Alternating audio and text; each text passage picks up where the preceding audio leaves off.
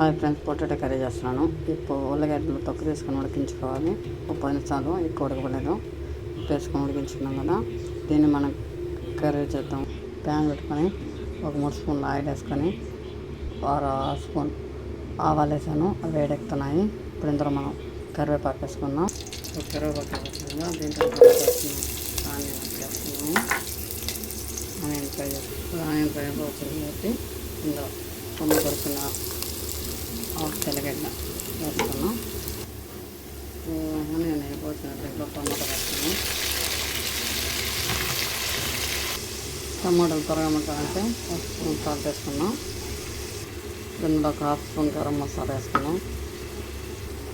టమాటా బాగా మెరిపోయింది. ఇప్పుడు ఇందులో 4 స్పూన్ కారం వేసుకున్నాను. మేము ఆడిచిన పొడి, అందువల్ల కారం ఎక్కువ ఉండదు. కారం వేసుకున్న 5 నిమిషాలు అయింది. ఇప్పుడు ఇందులో మనం ఉల్లగడ్డ వేసుకున్నాం ఉడికించినవి.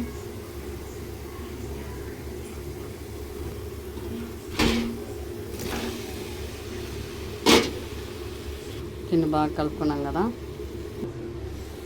ఇప్పుడు ఇందులో నానబెట్టిన చింతపండు పులుసు పోసుకున్నాం.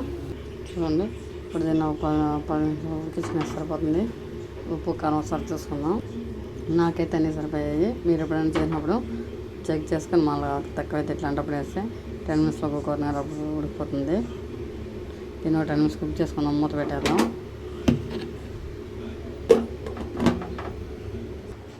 చూడండి, ఉడుకుతాము. చూడండి, కూర ఉడికిపోయింది. దీన్ని అన్నం వేసుకుందాం. టేస్ట్ చూసుకుంటాను. మీరు కూడా ఒకసారి ఇలా ట్రై చేయండి.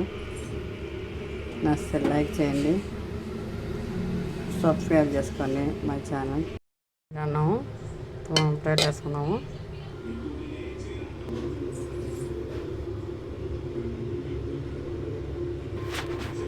టేస్ట్ సూపర్గా ఉంది. మీరు కూడా ఇలా ఒకసారి ట్రై చేయండి. కలుపుతూ ఉంది.